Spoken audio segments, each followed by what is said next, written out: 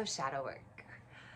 So there's a lot of things that we don't quite understand about shadow work and can get very confusing. One of those things is that shadow is all about the unknown. Just like I started playing and you didn't know if I was going to talk or if I was going to keep playing. Maybe you're just like, oh, I wish she would just keep going forever. Maybe you're like, who's this girl? Hollie Hope here, in case you're wondering who this girl is. So our shadow, let's dive into that a little bit, shall we? So when we talk about shadow work, we're talking about unveiling the things that we've been hiding from ourselves. We're talking about looking at the things that we don't want to look at. We're talking about shining a light on what's been hidden, on unraveling falsities and personas that aren't serving our highest good. We're talking about looking at things that are maybe influencing us that we're not seeing and paying attention to. Now, shadow work is a buzzword in the magical healing world, and because of that, it's often has a lot of confusing terminologies. Like, a lot of people think that shadow work is actually dark work, as in dark magic, or as in evil, or looking at something that is bad. It actually feels bad and evil a lot of the times because it's the things that we've been pushing away from because they didn't feel good. And if it doesn't feel good, it must feel bad, right? Not true. So when it comes to shadow work, it's about extraction, it's about awareness, and it's about truth. So when we look at something like the color black, this black drum. So when I make these drums black, if you look here, you can see the light colored rawhide. So rawhide comes and it's more of a natural brown color. In order to make it black, I have to add all of the colors, all of them. So this drum has green and it has purple and it has red and it has orange, it has brown, it has all of the colors. And when we look at it, we think, oh no, there's no light, there's no color. No, it has all of them. And when we think of shadow work, we're thinking of going in and extracting the colors we want.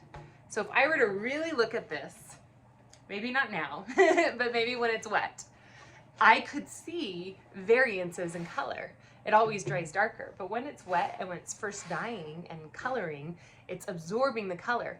And it's interesting because when the drums absorb the black color, they'll start by absorbing green first, maybe blue. And then they'll start absorbing more of a purple tone. And there's even gold flecks in it as well. You just can't quite see them, but that's why there's so much sheen. So each of the layers, the longer the drum sits in the color and surrounds itself with this blackness, the more it absorbs. See where I'm going with this? So all we need to do is extract what we want, let go of what we might have absorbed. So when it comes to our shadow work, questions to ask ourselves. Is there something that exists within me that is repeating over and over again? Setting our focus is going to help this process a lot more. Is there something that I'm refusing to acknowledge or see, but yet is making me miserable? So the very first step would be to create a focus. Obviously, if you are feeling shadow, it can look a lot like sudden relationships are no longer working. Having repeating patterns of miscommunication and lack of focus. Having cycles that seem to keep cycling, and it's like, I thought we already worked on this, why is this coming up? Or suddenly feeling exhausted and frustrated and depressed. There's a reason why the shadow kit is the kit that's available for you right now. It's probably because you're feeling it. And even if you got it earlier and you sat with it for a while, it's probably the time now, which is why you're inspired to watch this video now. So when we tune into shadow, ask yourself, what are the cycles in my life that have been repeating that I haven't been looking at? What are maybe some of the things that I refuse to look at and I don't want to see? Is there a really hard truth that it's easier to pretend that that truth doesn't exist? You can actually ask this question by itself, or you can ask it for each of the items you have listed. Where am I out of integrity with myself? out of integrity with myself. Well, I promised myself I would go to the gym every morning, and I haven't been. So I've been lying to myself before my day even starts. Because it's in the morning. So then you move on to whatever, and you already caused yourself one lie. Where have I been out of integrity with myself? Have I said yes to things that maybe I shouldn't have because it overwhelmed me, but I wanted to make sure somebody else was happy, the people pleasing? Did I allow somebody to make love to me when I really wasn't feeling like I wanted to make love? That's a violation of ourself. Even if it's your partner who you have sex with every Tuesday. If you say yes to sex every Tuesday and one of the Tuesdays you're not feeling it and your body's not feeling it and then you end up both dry and sad, well, yeah, that's out of integrity. Is there something that you haven't been speaking up? If somebody does, I felt it as soon as I said it in my jaw. If you're feeling this in your jaw or your throat, it's you. Where I haven't been speaking up, I haven't been voicing my heart, I haven't been voicing my passion or my desires. I've been biting my tongue way too much.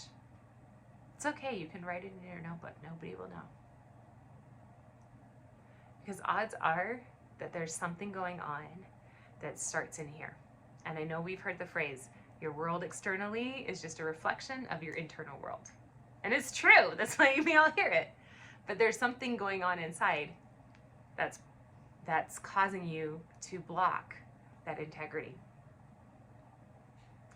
So one of the ways we repair this is, again, building self-trust. We want to build that self-trust by first keeping promises to ourselves. So it's okay to say, you know what? It doesn't feel in alignment right now. You're not saying anything's bad. Hey, do you want to go to pizza night? No, it's not feeling in alignment right now. It's okay if it feels in alignment in 10 minutes. Oh, actually it feels in alignment now. Must have moved some energy. It's okay to say that. So allowing yourself the space to shift through things as often as you need to and as often as you desire. That is powerful. Every single kit, Rick and I get a flood of whatever the emotion we're moving into is. So each month it's a negative emotion that we're combating with a positive emotion that will help to empower and use that energy. And so this month it was feeling depression, feeling the self-doubt, feeling the stagnancy and the scarcity. All those belong in the shadow, so we went with Shadow Kit because there's a disconnection piece in all of it, not feeling connected to the divine. So when we're going back to that self-trust and that integrity and that alignment, the other piece that blocks us is not feeling worthy of being enlightened, not feeling worthy of having clear information, of feeling like you have to stay in the shadow, in the corner, quiet, away from the light. Why? Because, well, it's okay if I have this mediocre lamp instead of a bright light or a dark shadow, right? I'll just be in the middle somewhere. Well, we dance between all of them. So if we've had a time where we've been blocking a lot of these things, then once we start opening them and cleansing them, it hits us in huge waves sometimes. For me, opening up as I prepared of what I wanted to share in this kit and the items that we were putting in and how it was coming together and painting the grid and all of those things, one of the powerful things that came up was the big sting of my role as a mother. That was ripped the open.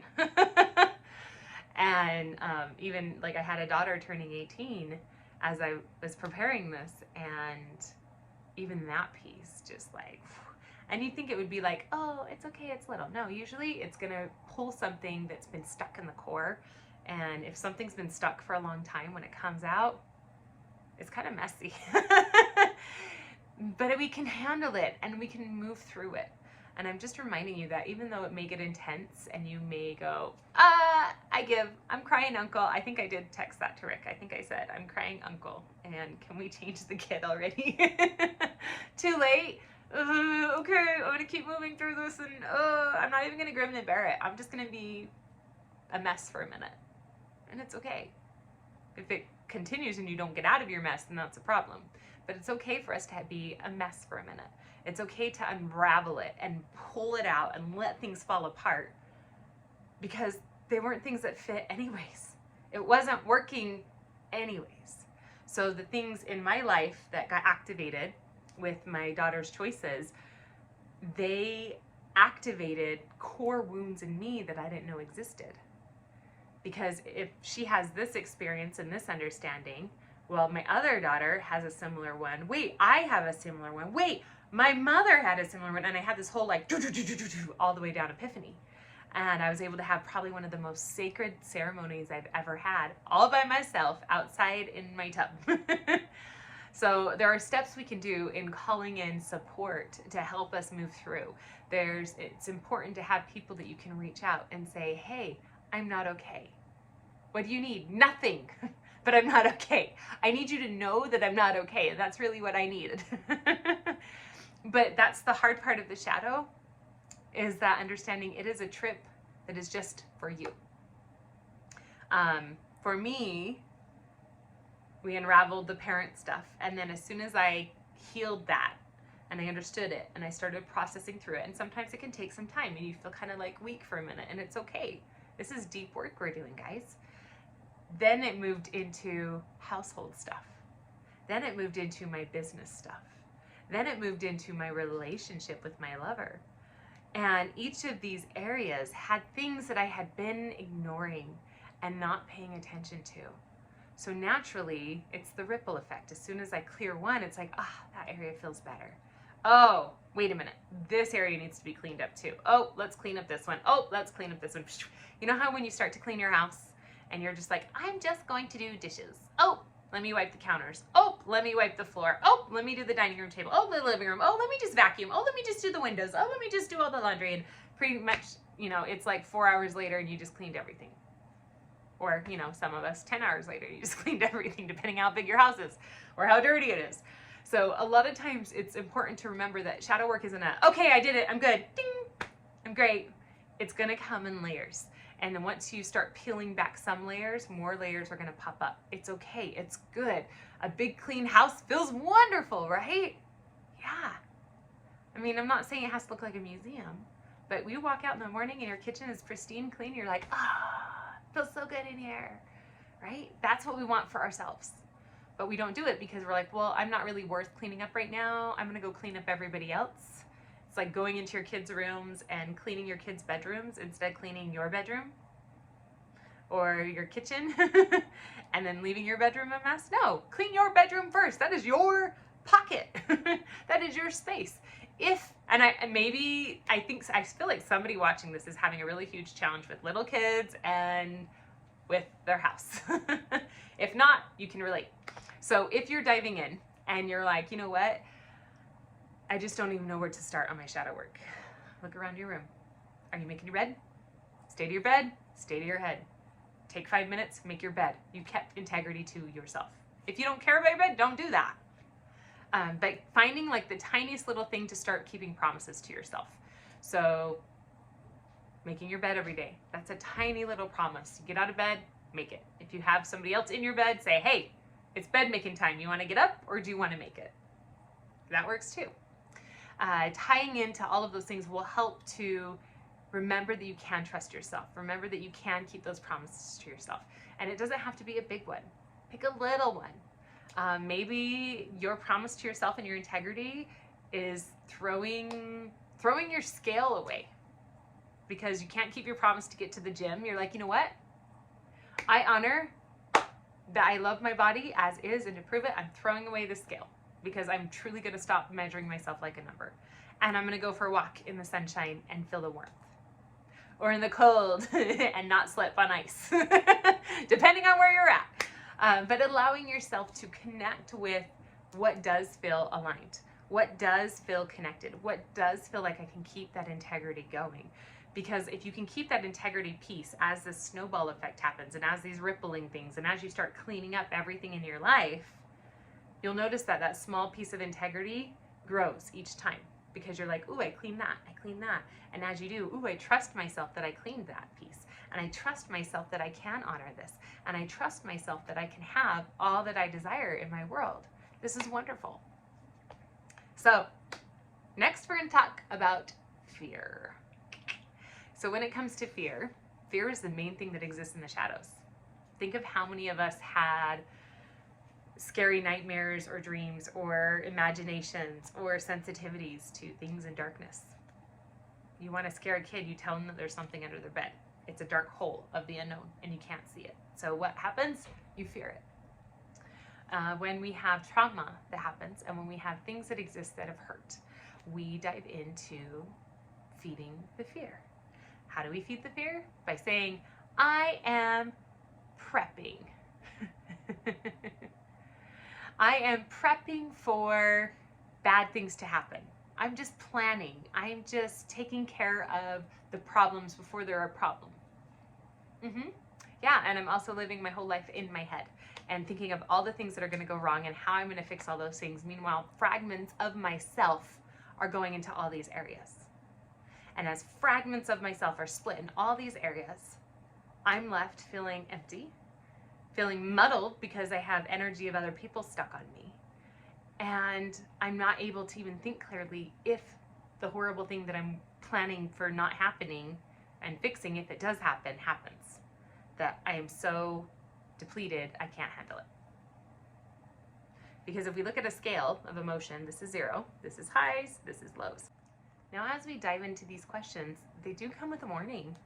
That once you start opening up your shadow and you start shining a light on what's been behind you hidden, it actually starts to create a ripple effect. Because once one area gets a light shined on it, you're going to start wanting to light it on all the areas. So, for example, this kit has been a fun one for me, let me tell you. Sometimes we feed in the fear of if I make myself below 0 all the time, then right here when something happens, I'm not going to be hurt. I'll handle it because nothing will be changed. I'll just be normally a little bit disappointed with my life. It's fine. It's fine. I'm used to being disappointed. I can just go right along and not even notice this little bump right here. But is that what happens? Nope. What happens? We drop lower and now we're devastated. And we're so far below and we can't even remember what it feels like to be in the light here. We're stuck in the shadows down here. So instead we say, you know what? I'm going to set a goal to be a 0. And as I'm a 0, I'm going to move across. Right here is a point. Oh, there's lots of disappointment right there, but I'm still only a little bit low. I can remember all the highs.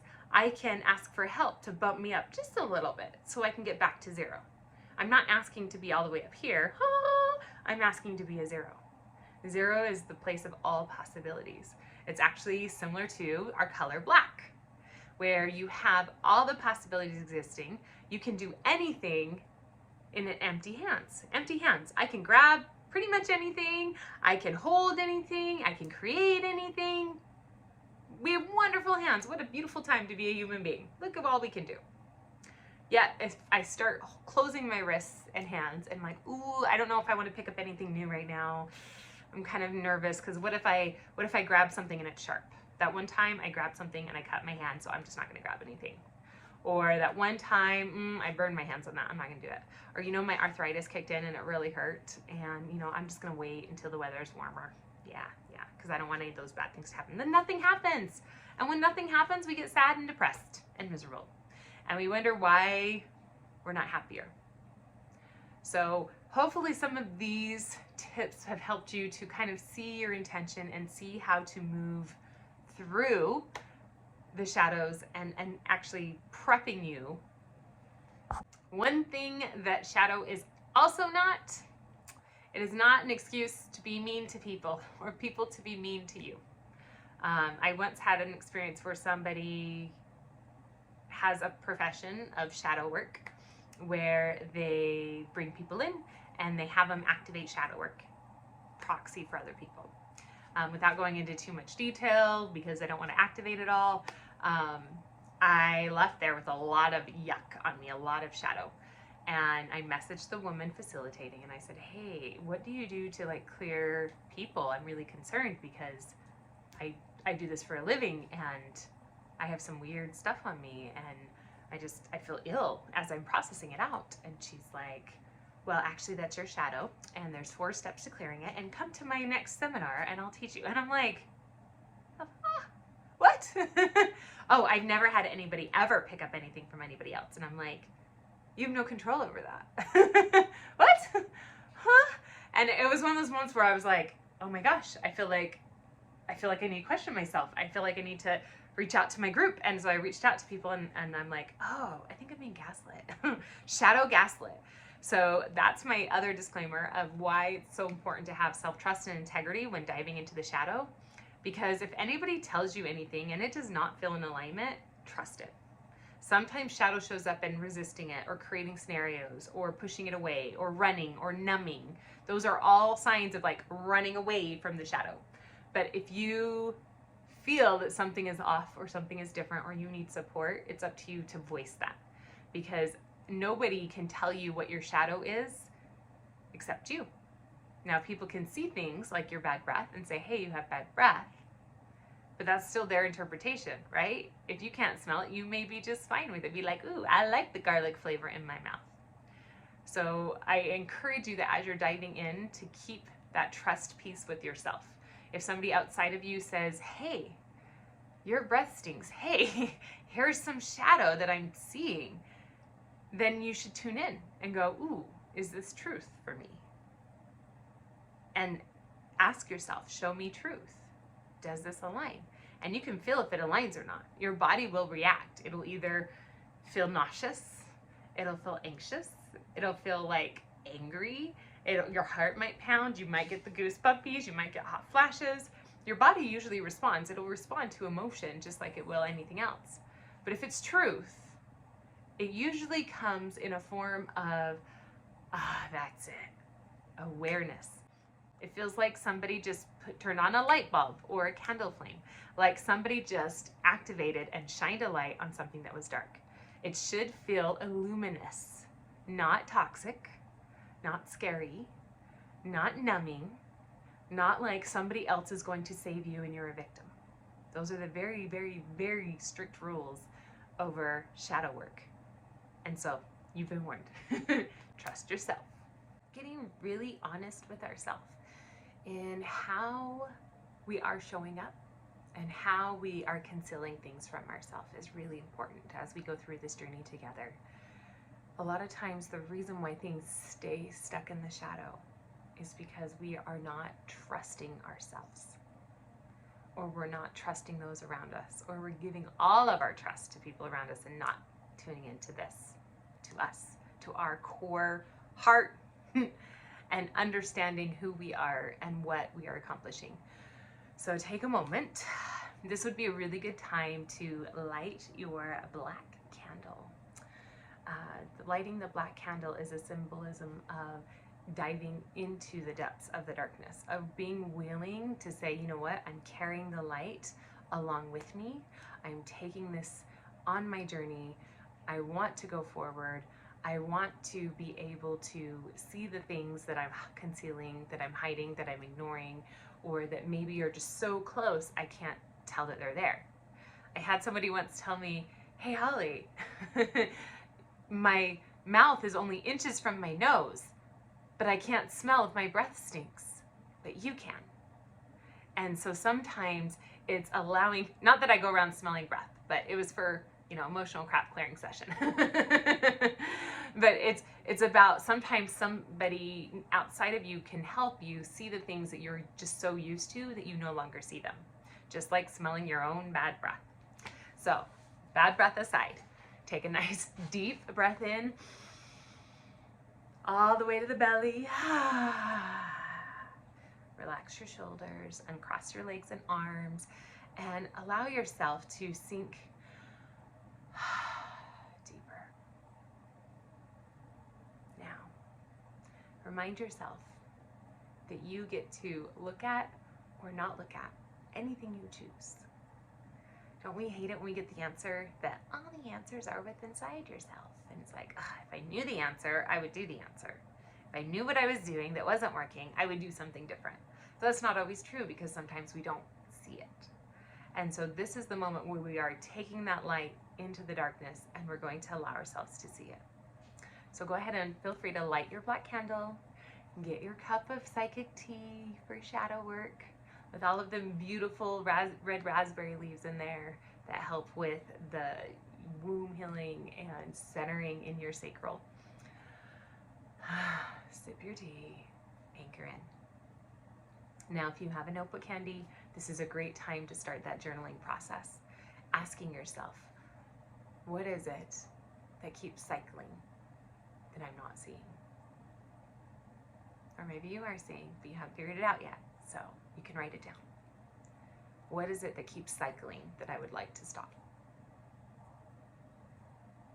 What are the emotions that come up that I would like to let go of? Where is somebody mirroring in them something that they're seeing in me? For example, mirroring is a concept, if you haven't heard of this, where if there's something you don't like in somebody else, it's because it exists within you.